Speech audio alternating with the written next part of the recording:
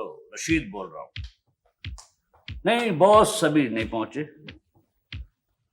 Boss कहाँ है? दूसरे अड्डे पर गए, कह गए थे कि रुपए उन तक पहुंचा दो। कितने? 8,000 रुपए। बस? ये क्या होता जा रहा है रशीद साहब? एक दिन की कमाई सिर्फ 8,000 रुपए? लगता है आपको अपने काम से इंटरेस्ट नहीं रहा। मैं बहुत थक गया हूं तावर। कब तक इन हाथों की फनकारी दिखाता रहूं? अब मेरी उम्र 53 साल हो गई है। कब तक इन 52 पत्तों पे तकिया होगा? जिन पे तकिया था वही पत्ते हवा देने लगे। रशीद साहब, अपनी सारी जिंदगी में सिवाय शार्पिंग के आपने सीखा ही क्या है? हाँ, अब एहसास होता है कि अगर अच्छे दोस्तों की सोहबत में रहा होता तो कोई अच्छा काम सीखा होता। ये इतने बरसों बाद आपको अपनी बुराइयों का एहसास क्यों हो रहा है? ये कोई एक दिन की बात नहीं है दावर। इस गुनाह आलूद जिंदगी का हर गुजरता हुआ लम्हा मेरे दिल में एक नई फांस छुपो देता है। साथ एक गरीब आदमी से बड़ी रकम जीत गया जो बीवी का जेवर बेचकर यहां आया था। जाते हुए उसके कदमों में लड़खड़ाहट थी और आंख में आंसू। कह रहा था बीवी बच्चों को फाके हो जाएंगे। मगर यहां का कानून आपको मालूम है रशीद साहब, जीती हुई बाजी वापस नहीं होती। हाँ, मगर मुझे हर बाजी जीत के एहसास होता है जिससे मैं सब कुछ हार गया हूं, अपना माजी, हाल, मुस्तकबिल। औलाद जिसे छोटा सा देखा था, वो बीवी जिसे तन्हा शहर में छोड़कर मैं यहां आ गया था, धंसता गया बुराइयों की दलदल में। अगर अब आप वापस भी जाएंगे तो किस मुंह से? ना तो बीवी घर में घुसने देगी और ना ही वो बड़ा भाई हवेली में जगह देगा जिसका जिक्र करते करते आप थकते नहीं। ऐसा ना कहो तावर, भाई फिर भाई होता है। मैंने बुरे माहौल में सारी जिम्मेदारी लुटा दी, सब कुछ खो दिया, लेकिन एक भाई का प्यार नहीं खोया। बहुत बुरा था मैं, लेकिन आज भी उसकी हवेली में मेरे ही नाम की आवाज गूंजती है। रशीद, मियां रशीद, है ये साउंड इफेक्ट कैसा है? भाई कौन है? ये मैं हूँ खमीरे भाई। अच्छा, भाभी मोहतरमा। भाई भाभी, ये कमबख्त शरफू को तो नहीं देखा आपने? जी नहीं तो। भाई अजब अहमक और नालायक किस्म का हैवान नुमा इंसान है ये आपका शरफू। क्यों, आखिर क्या हुआ? भाई भाभी मोहतरमा, दरअसल 8 अंडों का हलवा बनाया था मैंने अपने लिए। सोचा था हमरा वरक़ नुकरा खाऊंगा। इधर मैं बावर्ची खाने से निकला, उधर वो पहुंचा, पूरी प्लेट ले उड़ा हलवे की। अच्छा, वाकई? हाँ, मगर बचेगा थोड़ी मेरा माल खा के। देख लीजिएगा जोफे शिकम में दर्द तबखीर उठेगा। भाई हकीम साहब, आपका ये चश्मा वहां लाउंज में गमले में पड़ा हुआ था, ख्याल रखा कीजिए। अच्छा, तो ये इसी शरफू ने छुपाया होगा वहां। अभी मैं भाभी मोहतरमा को यही तो बतला रहा था कि भाभी कहाँ है? अरे अपनी भाभी मोहतरमा। अबे तू बचने नहीं पाएगा बच्चू। साहब जी बचाइए, बचाइए साहब जी। अरे मौत के फरिश्ते को पुकार बच्चू। हैं, यानी निस्वानी आवाज में धोखा दे रहा है हमें। हमारी ही नजरों के सामने दिन दहाड़े हमारा हलवा उड़ाया जा रहा है। बच्चू, मेरी नजर कमजोर जरूर है, लेकिन हाथों में बड़ा दम है। दबा दूंगा अभी। छोड़िए हकीम साहब, छोड़िए। मैं तो खून पी जाऊंगा इसका। बतौर माउल लहम दो आतिशा। साहब जी ये गुस्से में बिल्कुल ड्रैकुला हो जाते हैं। छोड़िए, जाओ तुम शरफुला से, जाओ। फौरन निकाल दीजिए इसको इस घर से। अब इस घर में या तो ये रहेगा या मैं। आप नहीं रहेंगे। हंगामा कर रखा है आपने। न जाने उसे क्या दवा दे दी थी कि उसे दौरा पड़ गया था। ओ मोजिज मेहमान आए थे राहील साहब, आपने उसके सर पे गुलदान तोड़ दिया था। आजिज कर दिया है आपने। ये तुम कह रहे हो अपने दोस्त को? कैसा दोस्त? किसका दोस्त? हाँ, बहुत अच्छे। दौलत में खेलने लगे तो अपने माजी को भूल गए। मगर मुझे तुम्हारा माजी अच्छी तरह याद है रशीद मियाँ। एक मैं ही सही दोस्त था तुम्हारे सारे दोस्तों में आला नस्ल से। बाकी तुम्हारे सारे दोस्त कोई जुआरी, कोई चरसी, कोई शराबी, कोई जुए वाला है। खुद तुम पर पटवारी की भैंस चुराने का मुकदमा नहीं चला था क्या? हाँ, 6 महीने जेल में रहे थे तुम। खुद मैंने इस्तकबाल किया था तुम्हारा जेल के दरवाजे पे। ये झूठ है ये। मुझे पता है झूठा मुकदमा था, मगर जेल में तो रहे ना। हैं 22 साल पहले का जेल का रिकॉर्ड अब भी दस्तयाब हो सकता है। इस लोकेलिटी के लोग देखेंगे तो कितने खुश होंगे कि ये है सेठ मियां रशीद अहमद। भाई तुम वही गैरों वाली बातें करने लगते हो। मैं दरअसल इन्हें ये समझा रहा कुछ था। मत समझाओ मुझे, सिर्फ इतना समझ लो कि जीते जी नहीं जाऊंगा इस कोठी से। हाँ हाँ। काश मुझे पहले मालूम होता। अगर मैं जानता होता कि उस रशीद के माजी का ये अजाब भी मुझे भुगतना होगा तो कभी रशीद ना बनता।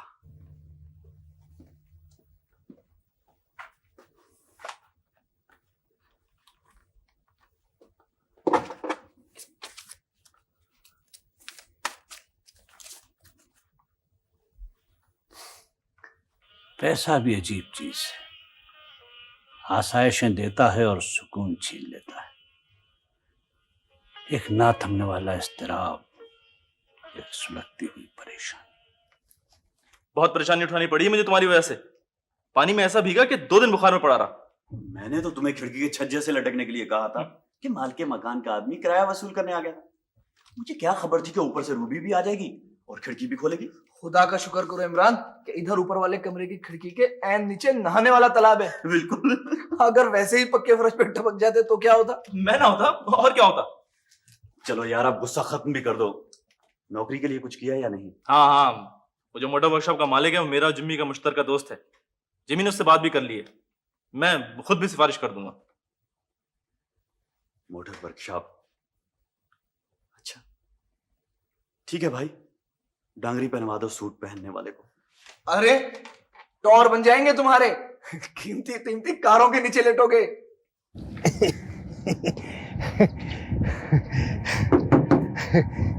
बेगम साहबा, बॉडी बिल्कुल ठीक है, जरा सा भी जंग नहीं लगा है। वैसे शरफू, हाँ।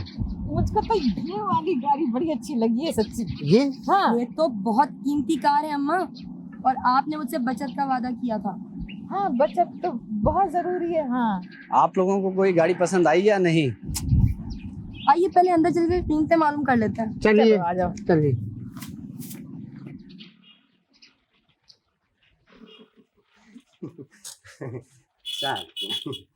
कहिए जनाब, पसंद आई कोई कार आपको? हाँ बस ठीक ही है, 1-2 कार हैं। मेरी इत्तला के मुताबिक इस पूरे इलाके के तमाम शोरूम्स में कोई 78 कारें देख चुके हैं आप लोग, और अब आधा दिन यहाँ गुजर गए और आप कह रहे हैं 2-1 कारें ठीक नजर आई हैं आपको? कमाल है साहब, भाई पैसे खर्च कर रहे हैं, पैसे यूं ही तो नहीं ले रहे हो। आदमी अगर सवारी खरीदता है तो देखभाल के खरीदता है। बस यही सवारियां हैं मेरे पास।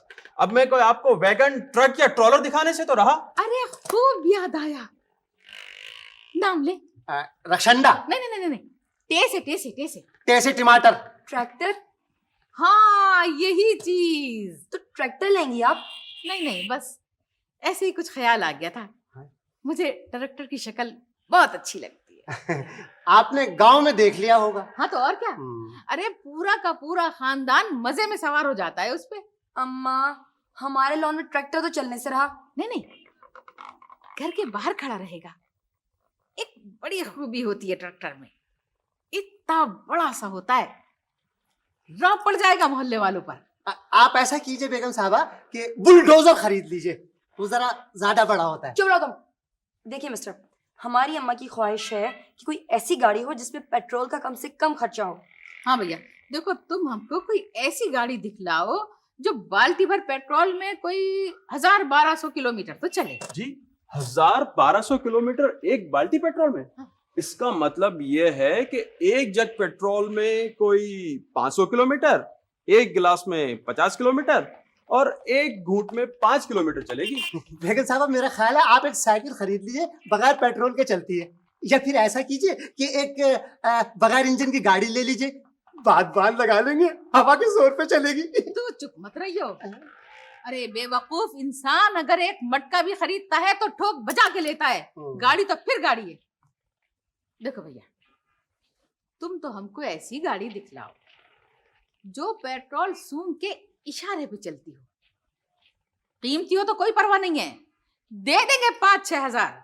ये है पूरे 5,000 तुम्हारा इस महीने का जेब खर्च, और अब पाबंदी से हर महीने ये रकम तुम्हें मिलती रहेगी। शुक्रिया, थैंक यू। लेकिन सिर्फ इस बार तस्कीन बख्श साहब, डैडी से कह दीजिए कि आइंदा ऐसा नहीं होगा। मैं इस घर में उनकी दौलत के लिए नहीं आया था, मुझे तो अपने बिछड़े हुए बाप की शफकत की तलाश थी। ये प्यार मिलता रहे, यही बहुत है मेरे लिए। तुम्हारा ये जज्बा काबिल कद्र है विक्की बेटे, लेकिन अगर तुम्हारे डैडी अपनी खुशी से तुम्हें कुछ देना चाहते हैं तो तुम्हें उनकी खुशी का ख्याल रखना चाहिए। दुख तो इस बात का है मैनेजर साहब कि मैं अपने डैडी से मिला भी तो इस हाल में कि मेरे हाथ खाली हैं, लेकिन मेरे बाजू मफलूज नहीं है। मैं उनके बुढ़ापे का सहारा बनूंगा, अपना फर्ज अदा करूंगा। जीते रहो बेटे, जीते रहो। है ना? तुम कितने बदल गए हो विकी। मैं तो बस तुम्हें एक फ्रॉड या शख्स ही समझती थी, मुझे मालूम नहीं था कि तुम्हारे सीने में इतना हसास दिल है। हालात ही इंसान को सब कुछ बनाते हैं ना। फ्रॉडिया भी हालात नहीं बनाया था, और एक बूढ़े के दुख को महसूस करने वाला हसास शख्स भी हालात नहीं बना दिया है। अगर तुम हमीद साहब की दौलत पर कब्जा करने का प्रोग्राम बना रहे होते तो मैं समझती कि शायद इसी मंसूबे के तहत तुम उनके बेटे बने हो, मगर तुम्हारी बेगर्जी देखकर हैरान रह गई हूं मैं। क्या फायदा किसी लालच से, वैसे भी उनका जो कुछ है मेरे लिए ही तो है। उनका इकलौता बेटा ही तो उनका वारिस है ना। चलो, तुम्हारी तरफ से नेकी भी हो गई और मुस्तकबिल भी बन गया। याद है विकी, जब हम दोनों कॉलेज में पढ़ते थे तुम अक्सर कितनी कितनी देर बातें किया करते थे मुस्तकबिल के बारे में। वो तो लड़कपन की हिमाकतें थी, है ना? नहीं विकी, तुम बड़े सीरियस होते थे।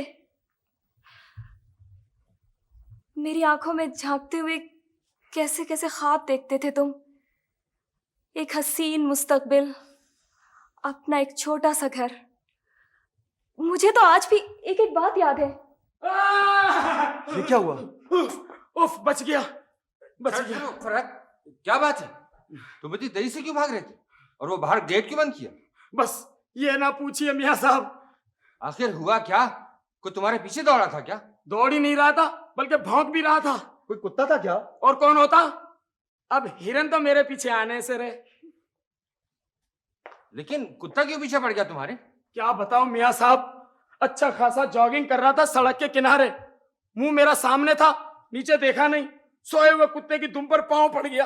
वो चीख मार के उछला और घुरा के मेरी तरफ लपका।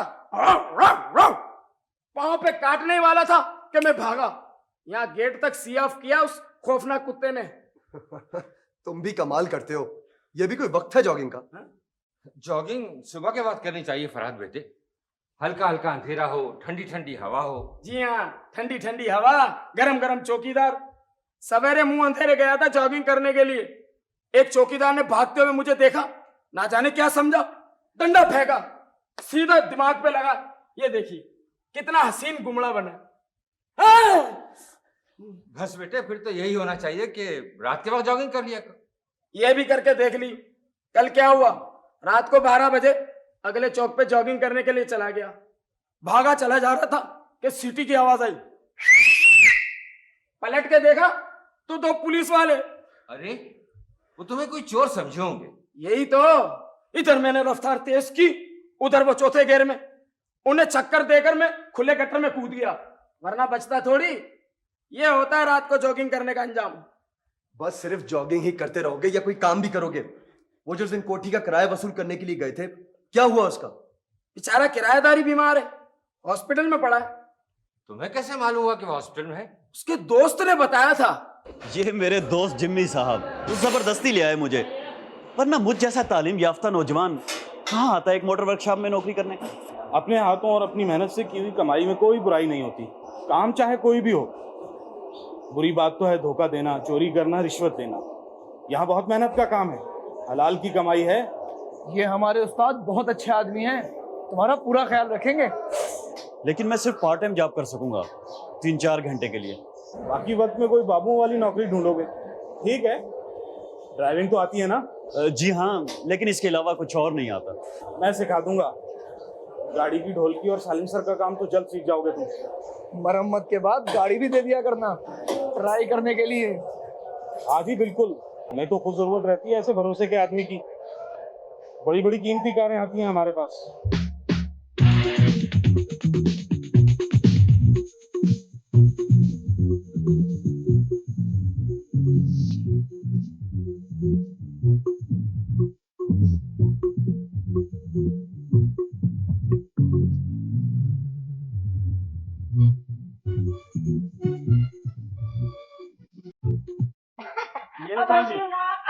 अच्छा अच्छा, लो लो, अब तुम जाओ। अच्छा जी। रशीद मियाँ, ये 16 अंडों का हलवा है। भाई देखो, लाख नखरे दिखाओ, सर झुकाना पड़ेगा, मेरे हाथों से हलवा ये खाना पड़ेगा। हाँ, मगर मुझ पे ये इनायतें क्यों हो रही हैं? आप कुछ नाराज से जो है। चलिए, अब मेरी खातिर मुंह मार लीजिए, आपको मेरे गुलकंद की कसम। अच्छा अच्छा भाई, लाइए लाइए। अब्बा जी, कौन है? अब्बा जी, क्या है? क्या बात? वो पान वाला बहुत नाराज हो रहा है। क्यों गुलकंद बेटे?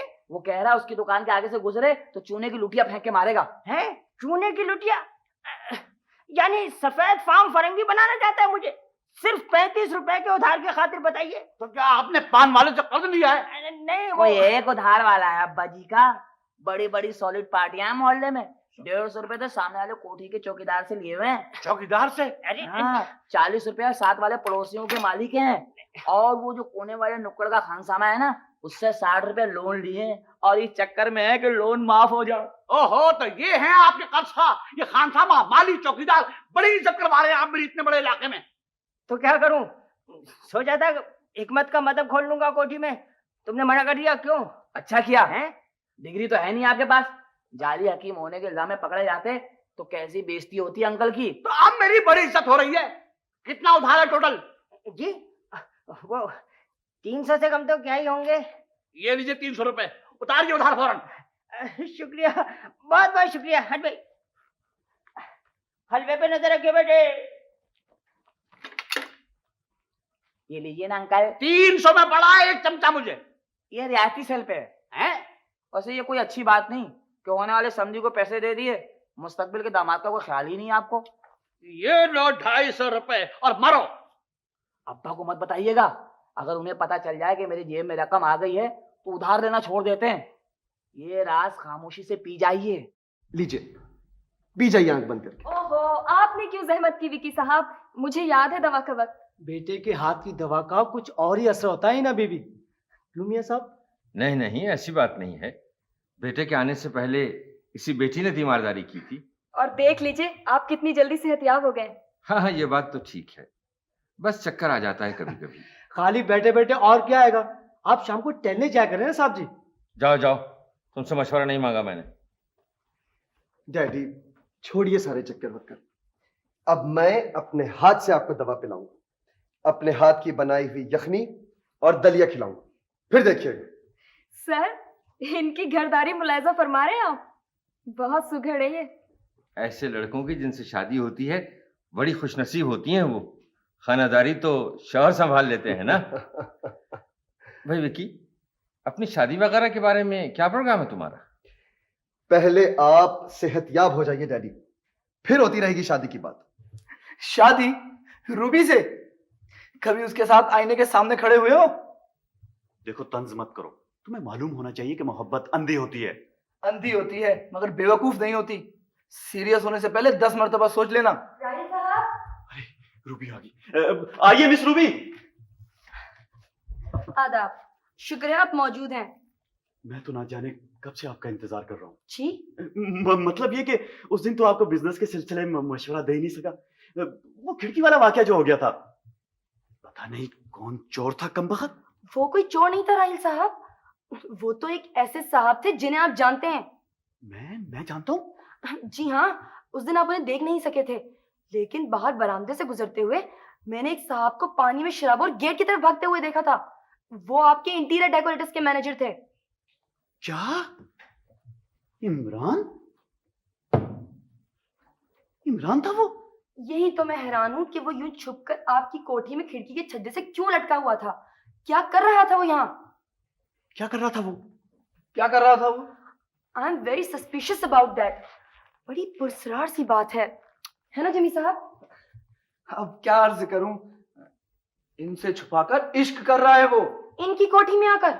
जी हाँ, बराबर वाली कोठी में झांकता है। सुन रहे हैं आप राही साहब, किस तरह के लोगों को मैनेजर रखा हुआ है आपने? मैं तो ये सोच भी नहीं सकती थी। मैं अच्छी तरह से एक्सप्लेनेशन कॉल करूंगा, बस छोड़िए उसे। चाय बनाओ फजलू। दीनू।